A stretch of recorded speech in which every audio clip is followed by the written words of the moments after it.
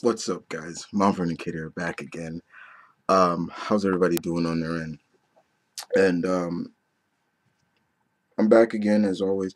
I saw you guys' comments, and I want to thank everybody for the viewership and everything like that for the, my impression of the pilot episode of Black Lightning.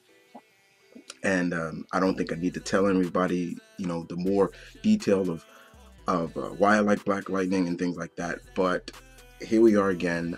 I thought I'd do it again for you guys, even if it is a little late. Once again, I apologize for that. This week has just been really crazy for me. I can't really get into too much detail because it's against the law. Um, but anyway, I'm here to give you my impression of the second episode of Black Lightning, called Lawanda. Um, so here we go, right? Okay, so this episode continues to push the envelope of those issues that we don't see on the other shows. As of right now, yeah, Black Lightning is still in its own world. We don't know what Earth this is. And I read an article on Forbes magazine. I don't know why I read it. I just anything that is talking Black Lightning, I'm gonna read it because I want to know what other people are thinking of. Non-comic fans are thinking about it, and already they're saying this Forbes magazine is already saying Black Lightning has already fallen to the situation of what happened with Luke Cage in a sense, and I'll talk about more about that even more. But this episode really focused a lot on issues of hand in terms of issues that probably somebody in any we know is happened to. The main gist of this episode is that there's a woman that went to Jefferson School. He taught that she knows her daughter is working for Lala as a prostitute, and she's sitting out there filming his activity and things like that. Jefferson is telling her not to do it. You're going to get yourself killed. It's dangerous. And that's the main gist, the main compass of this episode. But more importantly, we're seeing more of how is Jefferson dealing with he's fighting this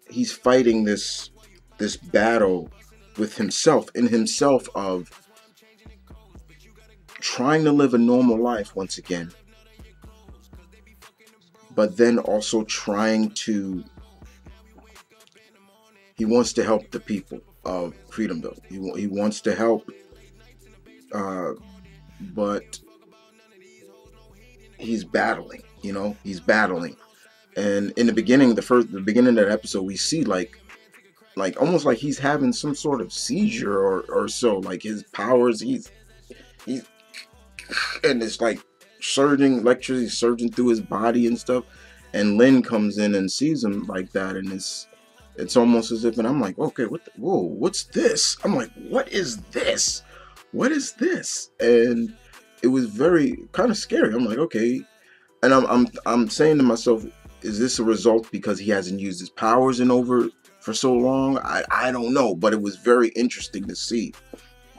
But we also see that this episode really painted a target on Lala, like, you motherfucker. Like, it's like, and me personally, I'm like, I want this fool. I want to get him. Even I'm saying I want this fool. I'm not saying I want him dead, but I want him beat down, humbled his ass. And I mean, he did some things in this, guys, that even I would never do. I mean, first of all, he killed his cousin. Cold blood. Killed his cousin. Pop, pop, two to the back of the head. Pop, pop, pop. Killed him. No qualms about it. The guy, the person that kidnapped Jennifer and Anissa. Pop, pop, pop. Right in the back of the head. Then he killed Lawanda, the mother. Just just shot her. I was like, I got no time for this. And luckily it was caught on tape. And speaking of Jennifer and Anissa, Thank you for doing what I was glad that they did already. They did right in the second episode already showcase Jennifer's sexuality. She's gay. That was no nothing against it because I knew that was what I'm like. Okay, they're going to show that, right? The biggest thing I had a scare of with Jennifer in terms of her sexuality was she was going to hide it, but in the comics she never hid it from her dad. She never hid it. If I'm recalling, she never hid it from her. So I was really glad that they got it out in the open and Jefferson knew about it, things like that. In terms of, excuse me, I said that Jennifer, Anissa, sorry. Um, Jennifer, on Jennifer's side, yeah, she's still kind of doing this whole downward spiral act.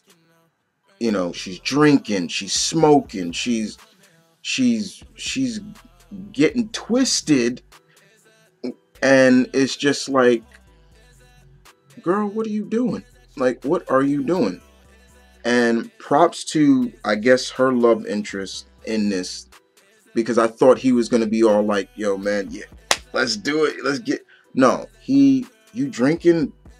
I'm not going down that path. I was like, thank you. The brother has respect and he knows that he doesn't want that. I love that. I was so happy. I was so happy. I was like, yes. But yeah, this episode really painted a target on the uphill battle between Jefferson of do I or do I don't. And then it comes to the point where he realizes once again what happened. It took the actions of someone he knew to bring him back as Black Lightning again. What happened in the first episode? The kidnapping of his daughters. This time, the death of a student, a former student of his. And he tells Lynn, look, I'm not hiding who I am anymore. That's it. I'm done. I'm not, no maybes, no. That's not this time. And you know, Lynn, she sees it as being kind of an addiction of him using his powers.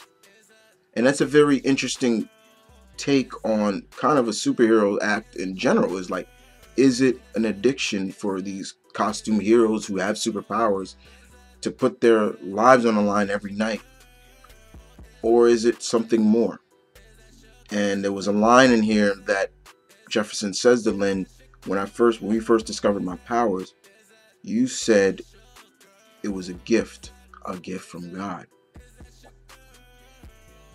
And it was almost like Lynn kind of had to take a step back, like, I did say that.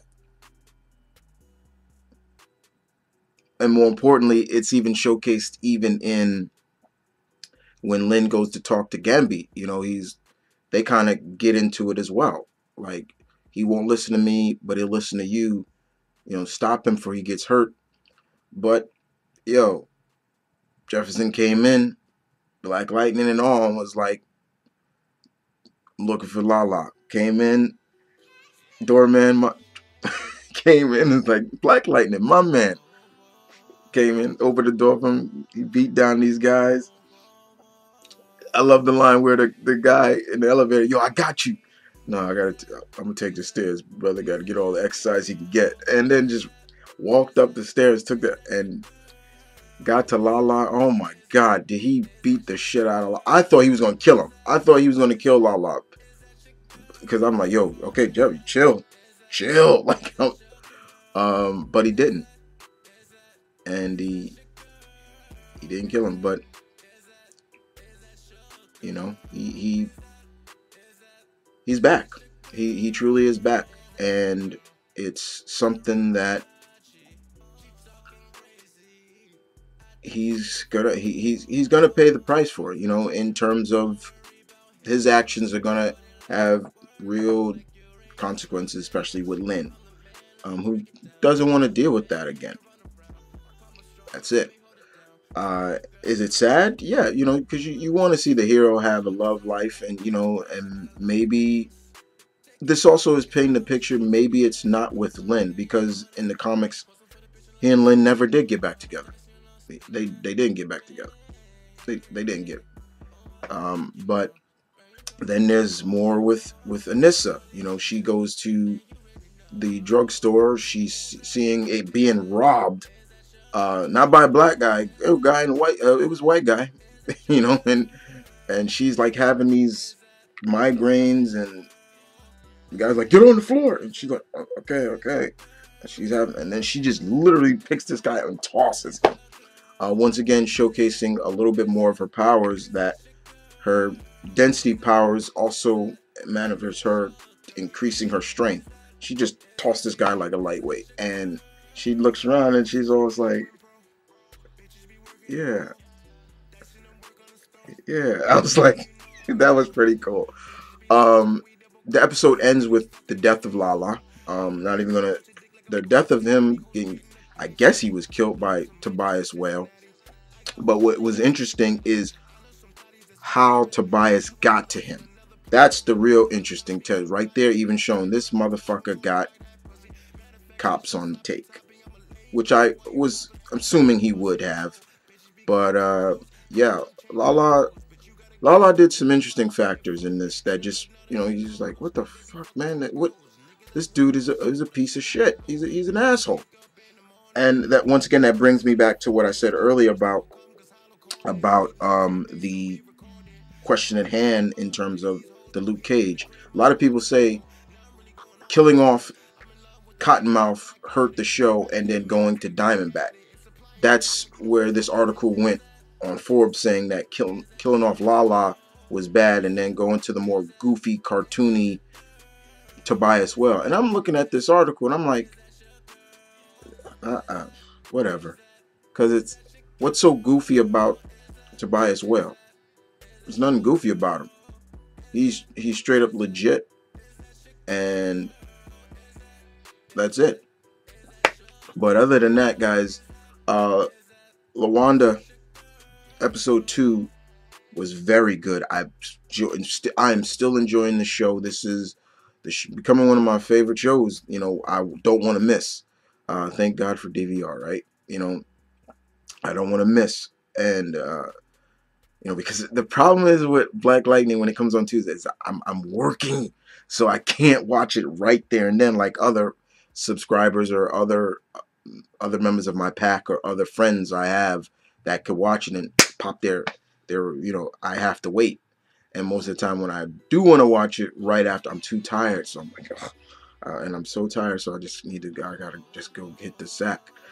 So that's why I say, guys, be patient with me with the Black Lightning impressions. But I did enjoy this episode. This was really good. Did this episode hit home with me? Not really, because I don't have a Lawanda, but I'm sure maybe somebody else who viewed this has a Lawanda, and really this really was home for you. But you guys tell me in the comment section below, what did you think of episode 2 of Black Lightning? I'll be back next week with another impression. To me, this was still good. I'm still feeling it. And I don't agree with the Forbes writer of that article. I don't. You guys take care.